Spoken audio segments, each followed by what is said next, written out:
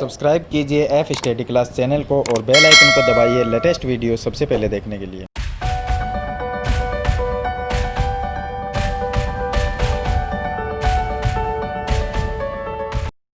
Hello students, आज हम कक्षा 8 के क्वेश्चन नंबर 7 से हम शुरू करेंगे। क्वेश्चन नंबर 6 तक मैंने पीछे बता दिया था आपको, जो प्रश्नावली है 2.2 है। तो क्वेश्चन नंबर 6 तक पीछे की वीडियो में आप देखिए, वहाँ पर आपको सभी क्वेश्चन के आंसर है वो मिल जाएंगे। इस वीडियो में हम क्वेश्चन नंबर 7 से शुरू करेंगे। इसमें दिया गया है कि 8 के 3 लगातार गुणजों का योग 888 है, तो गुणजों को ज्ञात कीजिए। 8 के गुणज का मतलब है जैसे हम 8 का पहाड़ा होता है, देखिए 8 एकम 8, 8 दूनी 16, 8 तेरी 24, तो ये 8 के गुणज है। क्योंकि 8 के बाद में 8 हम जोड़ते हैं तो 16 आते हैं, और 16 में 8 जोड़ते हैं 24 आते हैं, 24 में 8 को प्लस करेंगे 32 आएंगे। तो हमें लगातार 3 गुणज लेने हैं, इसमें 3 गुण, तो ये 3 गुणज हो गए। लेकिन हमें ये गुणज नहीं लेने इसमें, तो हम उसको क्या x मानेंगे, क्योंकि हमें वो गुणज है वो ज्ञात करने, हमें नहीं पता कि वो गुणज कौन से हैं, तो हमें वो ज्ञात करेंगे। तो हम ये मानेंगे कि पहला जो गुणज होगा उसको हम x मान लेंगे, और दूसरा जो गुणज होगा उसको हम x, जो गुणज है उसमें 8 जोड़ना है, क्योंकि 8 का गुणज लेना है, तो उसमें 8 प्लस कर देंगे।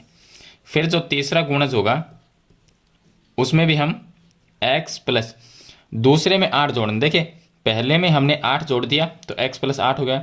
अब दूसरा जो है x प्लस 8, उसमें और 8 प्लस करेंगे, तो इस तरह से ये लगातार 3 गुणज हो जाएंगे। तो यहाँ पर अब इसका मतलब देखिए ये हो गया 8 और 8 16 हो गए, तो x प्लस 16 हो गया। यानी पहला गुणज हमारे पास में x है, दूसरा x प्लस 8 है, तीसरा x प्लस 16 है। तो ये 3 गुणज लगातार हो गए। इन तीनों का योग कितना है, 888 है। तो हम तीनों गुणज को प्लस करेंगे, तो हम लिखेंगे प्रश्नानुसार इनको प्लस करेंगे। तो पहला गुणज आता है x, दूसरा है x प्लस 8, और तीसरा है x प्लस 16। इन तीनों का जो योग है वो हमें दिया है 888, तो बराबर में 888 लिखना है। 1x 2x और ये हो गए 3x, तो x 3 बार है, तीनों को प्लस करेंगे तो 3x हो जाएंगे, 8 और 16 ये हो जाएंगे 24, बराबर में 888। ये 24 है वो इस साइड में आएगा तो माइनस में हो जाएगा, तो 3x बराबर 888 माइनस 24 लिखेंगे, तो ये आ जाएगा 3x बराबर 8 माइनस 4 करेंगे तो 4, 8 माइनस 2 करेंगे तो 6, और 864। 3 गुणा में है तो ये भाग में आ जाएगा, तो x बराबर 864 बटे 3, 3 का इसमें भाग देंगे, 8 में 3 का भाग 2 बार जाता है। फिर ये यहाँ पर हो गया 26, 26 में जाएगा 8 तेरी 24 होता है, फिर 2 24 288, यानी x का मान कितना है 288 है। तो पहला गुणज हमने माना था x, तो इसका मान तो हो जाएगा हमारे पास में 288। दूसरा गुणज ये है x प्लस 8, x की जगह 288 लिखना है जहाँ पर भी x है, तो इसकी जगह हम लिखेंगे 288 प्लस में 8 प्लस कर देंगे, ये 8 है वो प्लस कर देंगे, तो ये आ जाएंगे 296।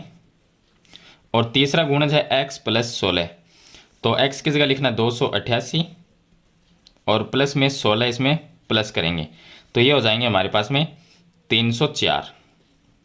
यानी कि पहला जो गुणज है वो 288 आ गया, ये हो गया, दूसरा 296 आ गया, और तीसरा जो गुणज है वो आ गया 304, तो ये इसका आंसर हो जाएगा।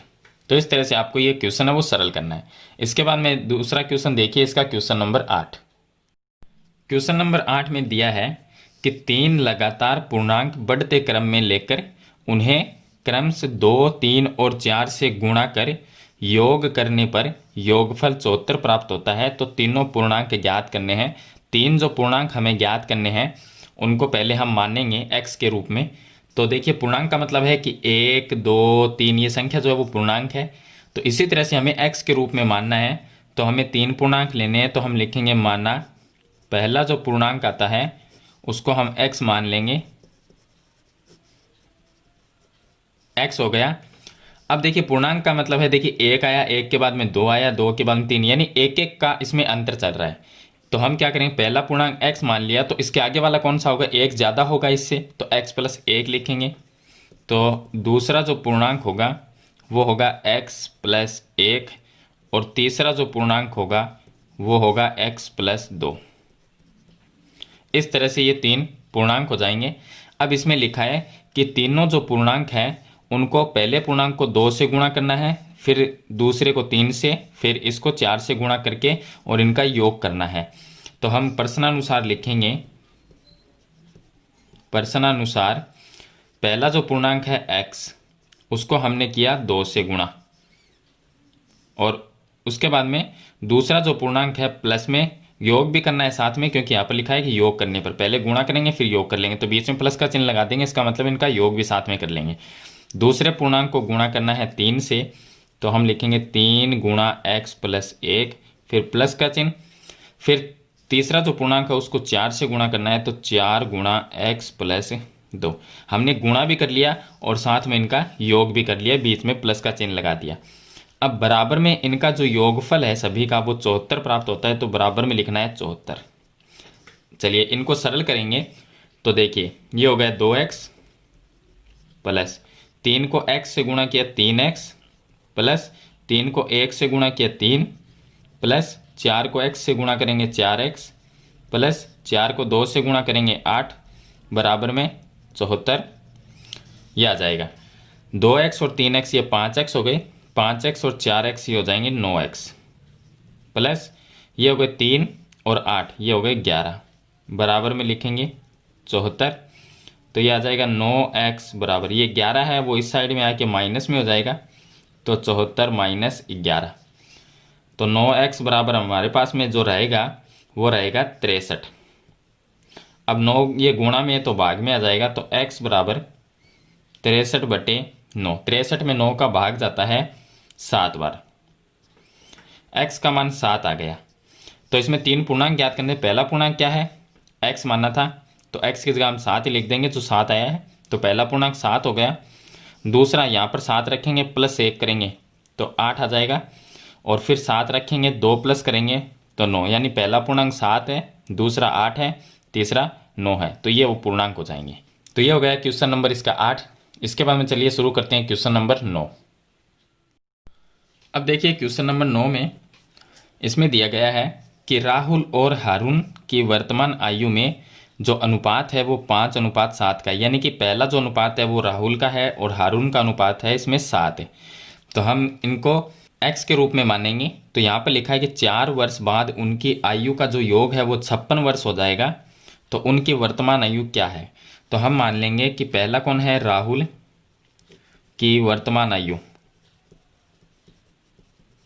और दूसरा है हारून, तो इसकी वर्तमान आयु हो जाएगी हारून की वर्तमान आयु। तो यहाँ पर दोनों की वर्तमान आयु हम मानेंगे। राहुल की जो वर्तमान आयु है उसको, उसका अनुपात 5 है, तो हम इसको 5x के रूप में मान लेंगे, और हारून है उसका अनुपात 7 है, तो इसको 7x के रूप में मान लेंगे। तो हमने वर्तमान आयु हमें ज्ञात करनी थी, तो 5x और 7x ले लिया। अब लिखा है कि 4 साल बाद, यानी 4 वर्ष बाद, अगर कोई व्यक्ति 40 साल का है तो 4 वर्ष बाद में कितना हो जाएगा, 44 साल का। ये चीज़ हमें कैसे पता चली, तो 40 में हमने 4 को प्लस कर दिया, इसलिए 44 साल का हो जाता है। तो यहाँ पर राहुल जो है वो अभी 5x वर्ष का है, 5x वर्ष का है, और 4 साल बाद में ये कितना हो जाएगा, तो इसमें 4 प्लस हो जाएगा। तो हम लिखेंगे 4 वर्ष बाद, 4 वर्ष बाद है राहुल की आयु। देखिए अभी 5x है, तो 4 वर्ष बाद में कितनी हो जाएगी, 4 और प्लस कर देंगे। इसी तरह से हारून की आयु है उसमें भी 4 प्लस करेंगे, क्योंकि वो भी 4 साल बाद में 4 साल बड़ा हो जाएगा हारून की आयु। तो ये हमारे पास में हो जाएगा, हारून की वर्तमान आयु है 7x, तो 4 साल बाद में इसमें भी 4 प्लस हो जाएगा। तो ये दोनों की 4 साल बाद की आयु हो गई। अब इसने लिखा 4 वर्ष बाद उनकी आयु का योग, 4 साल बाद की जो आयु है ये दोनों की, उनका योग। तो प्रश्नानुसार हम इन दोनों आयु को जोड़ देंगे, तो प्रश्नानुसार ये आ गया 5x + 4 प्लस 7x + 4, दोनों की आयु का योग कर दिया, जोड़ दिया, उनका योग 56 आता है। बराबर में हम लिखेंगे 56, 5x और 7x ये हो जाएंगे 12x प्लस 4 + 4 8 हो जाएंगे, बराबर में 56। 8 इस साइड में आके माइनस में हो जाएगा, तो 12x बराबर 56 - 8, तो पीछे 48 रह जाएगा। 12x बराबर ये रह गया 48। अब इसमें 12 का भाग दे देंगे, तो x बराबर 48/12, तो 48 में 12 का भाग जाता है 4 बार, यानी जो x का मान है वो 4 आ गया। तो यहाँ पर जो राहुल की वर्तमान आयु है वो 5x है। अगर x की जगह यहाँ पर हम 4 रखें और उसको 5 से गुणा करें तो कितना होगा, 20 होगा। तो हम लिखेंगे कि राहुल की वर्तमान आयु 5 × 4, x की जगह 4 लिखेंगे तो 20 वर्ष हो गई। और हारून है, उसकी वर्तमान आयु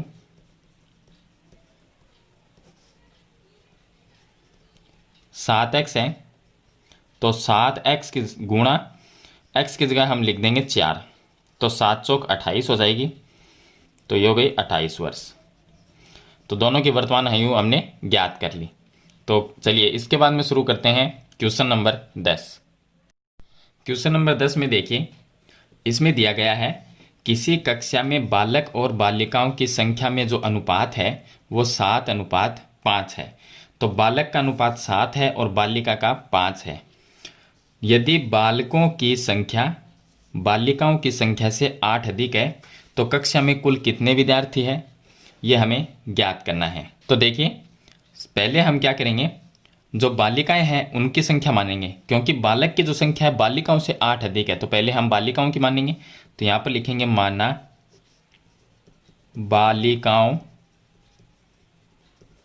की संख्या।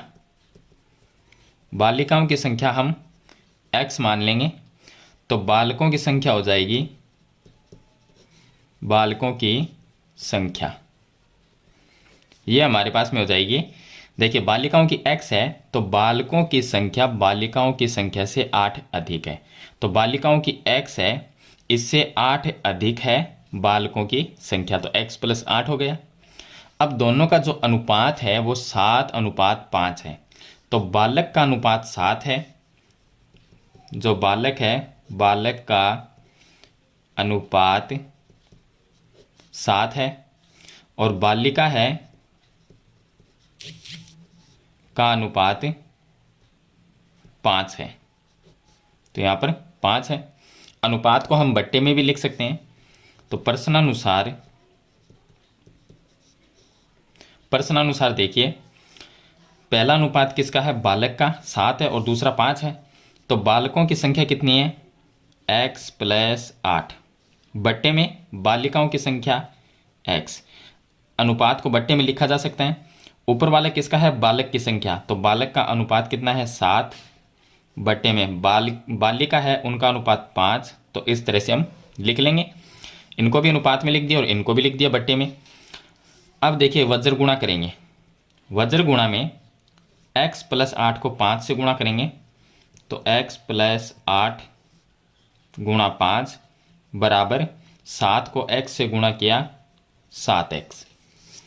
यहाँ पर 5 को x से गुणा करेंगे तो 5x प्लस 8 को 5 से गुणा किया 40 बराबर में 7x। ये 5x है वो इस साइड में आके माइनस में हो जाएगा, तो 7x - 5x हो जाएगा, और जो 40 है वो अपनी जगह रह गया। इस तरह से लिख लेंगे, 7x - 5x पीछे रह जाएगा 2x बराबर 40, तो x बराबर 40/2।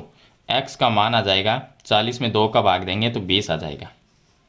यहाँ पर बालिकाओं की संख्या हमने x मानी थी, इसका मतलब बालिकाओं की संख्या कितनी हो गई, 20 हो गई। तो बालिकाओं की संख्या तो हो गई 20। बालकों की संख्या x + 8 है, x की जगह 20 लिखेंगे और +8 करेंगे तो ये आ जाएगा 28, यानी बालिकाओं की संख्या 20 है और बालकों की संख्या 28 है। कुल कितने विद्यार्थी है? तो कुल विद्यार्थी हम लिख देंगे 20 + 28, दोनों को प्लस करेंगे तो ये आ जाएंगे 48, यानी कि यहाँ पर लिखा है कक्षा में कुल कितने विद्यार्थी हैं, तो 48 विद्यार्थी है कक्षा में। तो ये हो गया क्वेश्चन नंबर इसका 10। चलिए इसके बाद में शुरू करते हैं क्वेश्चन नंबर 11। अब देखिए 11 नंबर क्वेश्चन में इसमें लिखा है कि बाईचुंग के पिताजी, बाईचुंग है वो लड़के का नाम है, तो बाईचुंग के जो पिताजी है उसके दादाजी से 26 वर्ष छोटे हैं। तो पिताजी दादाजी से 26 वर्ष छोटे हो गए और उससे का मतलब है बाईचुंग से उसके पिताजी 29 वर्ष बड़े हैं। तो देखिए जो बाईचुंग है इसके पिताजी है वो बाईचुंग से 29 वर्ष बड़े हैं और इसके पिताजी इसके दादाजी से 26 वर्ष छोटे हैं। आगे लिखा है यदि उन तीनों की आयु का योग 135 वर्ष है तो तीनों की आयु अलग अलग ज्ञात कीजिए। सबसे पहले हम ये मानेंगे कि बाईचुंग की जो आयु है उसको x मानेंगे, तो हम लिखेंगे यहाँ पर बाईचुंग की आयु x वर्ष, इसको हमने मान लिया x वर्ष। अब इसके जो पिताजी है बाईचुंग के वो बाईचुंग से 29 वर्ष बड़े हैं, तो इससे बड़े का मतलब होगा इसमें प्लस 29 कर देंगे तो इसके पिताजी की आयु आ जाएगी। तो लिखेंगे हम पिताजी की आयु, पिताजी की जो आयु है वो बाईचुंग से 29 वर्ष ज़्यादा है, तो बाईचुंग की कितनी है x और इससे 29 वर्ष ज़्यादा का मतलब होगा इसमें प्लस 29 कर देंगे तो ये इसके पिताजी की आयु आ जाएगी। अब इसका दादाजी रह गया, तो इसके दादाजी की आयु जो है, दादाजी की आयु, अब इसके दादाजी की आयु क्या होगी? दादाजी देखिए पिताजी है वो दादाजी से 26 वर्ष छोटे हैं, यानी कि दादाजी 26 वर्ष बड़े हैं, तो पिताजी से दादाजी 26 वर्ष बड़े हो गए, क्योंकि पिताजी 26 वर्ष अगर छोटे हैं तो दादाजी 26 वर्ष बड़े हो गए। तो पिताजी की आयु क्या है? x + 29 और दादाजी इनसे भी 26 वर्ष ज़्यादा है तो प्लस 26 वर्ष, ये लिख देंगे। अब लिखा है कि तीनों का जो योग है वो 135 है, तो हम लिखेंगे प्रश्नानुसार तीनों का योग करेंगे। पहला है x + 29 प्लस x + 29 + 26, तीनों का योग कर लिया और योग इनका आता है बराबर में 135 लिख देंगे। तो यहाँ पर x और x और x ये हो गए 3x प्लस 29 ये हो जाएंगे 58, 58 में हम 26 और प्लस कर देंगे तो 8 है 14, 4 7 और 1 8, ये हो जाएंगे 84 बराबर में 135। 84 है वो इस साइड में है कि माइनस में हो जाएगा, तो 3x बराबर 135 माइनस 84, तो 3x बराबर 5 में से 4 को माइनस किया 1, 13 में से 8 को माइनस किया 5, 51 आ गया। तो x बराबर ये 3 गुणा में है भाग में आ जाएगा 51/3, 51 में 3 का भाग देने पर x का मान 17 आएगा, तो x का मान 17 आ गया। x आयु थी बाईचुंग की, तो बाईचुंग की जो आयु है वो तो है 17 वर्ष, ये तो इसके तो आगे 17 वर्ष। इसके पिताजी की है x + 29, x की जगह 17 लिखना है, जो 17 मान है हमारा, तो यहाँ पर लिखेंगे 17 + 29, तो 9 और 7 ये हो जाएंगे 16 का 6, हासिल 1 रहेगी, 3 और 1 4, तो इसकी हो गई 46 वर्ष पिताजी की आयु। और दादाजी की जो आयु है x की जगह लिखना है 17 + 29 + 26, तो 9 और ये 6 15 और 7 22, 2 लिख देंगे, 2 2 4 और 5 और 2 7, तो इसकी हो जाएगी दादाजी की जो आयु है वो हो जाएगी 72 वर्ष। तो तीनों की अलग अलग आयु हमने ज्ञात कर ली। चलिए इसके बाद में शुरू करते हैं क्वेश्चन नंबर 12। क्वेश्चन नंबर 12 में देखिए इसमें लिखा है कि 15 वर्ष बाद रवि की आयु उसकी वर्तमान आयु से 4 गुनी हो जाएगी, तो वर्तमान आयु ज्ञात कीजिए। तो हम ये मानेंगे रवि की वर्तमान आयु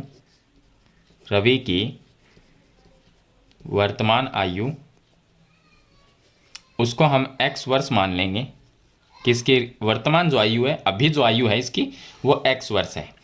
15 वर्ष बाद में कितना हो जाएगा, तो हम लिखेंगे 15 वर्ष बाद। 15 वर्ष बाद है इसकी आयु, 15 वर्ष बाद आयु। तो देखिए अभी x है तो 15 साल बाद में कितने हो जाएंगे, 15 और प्लस हो जाएंगे इसमें, तो x प्लस 15 हो जाएगा। यानी अगर किसी की आयु अभी 10 साल है और 15 साल बाद में वो कितने का हो जाएगा, तो 25 साल का हो जाएगा। इसी तरह से x में हमने 15 को प्लस कर दिया, तो x प्लस 15 वर्ष। अब देखिए इसने लिखा है कि उसकी वर्तमान आयु से 4 गुनी हो जाएगी, यानी कि ये जो है वर्तमान आयु x है तो ये 15 साल बाद में x प्लस 15 होगी। अब इसने ये कहा है कि वर्तमान आयु की ये 4 गुनी है, x प्लस 15 है वो इससे 4 गुना ज़्यादा है। अगर हम इनको बराबर में लिखें प्रश्नानुसार, इन दोनों को अगर हम इस तरह से लिखें x बराबर x प्लस 15, तो ये क्या दोनों चीज़ बराबर है, बराबर नहीं है। क्यों, क्योंकि इसने क्वेश्चन में ये लिखा है कि उसकी वर्तमान आयु अगर x है तो ये x प्लस 15 है वो 4 गुनी ज़्यादा है। मान लीजिए एक एग्जाम्पल से समझते हैं कि हमारे पास में यहाँ पर 3 बराबर 12 लिखा है, तो ये देखिए ये दोनों चीज़ क्या बराबर है, नहीं है। अगर इसने ये कहा कि ये 4 गुना है, ये 4 गुनी ज़्यादा, देखिए 3 से ये 4 गुनी ज़्यादा है, तो अगर मैं इसको 4 से गुणा करूं तब ये दोनों चीज़ बराबर होती है। इसी तरह से ये 4 गुनी ज़्यादा है तो इसको हम 4 से अगर गुणा कर देंगे तब ये दोनों बराबर होगी। तो ये 4 गुनी है 15 साल बाद में, इसको भी 4 से गुणा कर देंगे तो ये भी 4 गुनी हो जाएगी, ये भी 4 गुनी हो गई और ये भी 4 गुनी, दोनों चीज़ बराबर होगी। तो ये आ गया 4x बराबर x प्लस 15। x को इस साइड में लेके आएंगे, माइनस में x हो जाएगा, 4x माइनस x बराबर 15। 4x में से x को माइनस करेंगे तो 3x रह जाएंगे, बराबर में 15 रह जाएगा। तो x बराबर 15/3। 15 में 3 का भाग जाता है 5 बार, तो x का मान आ गया 5।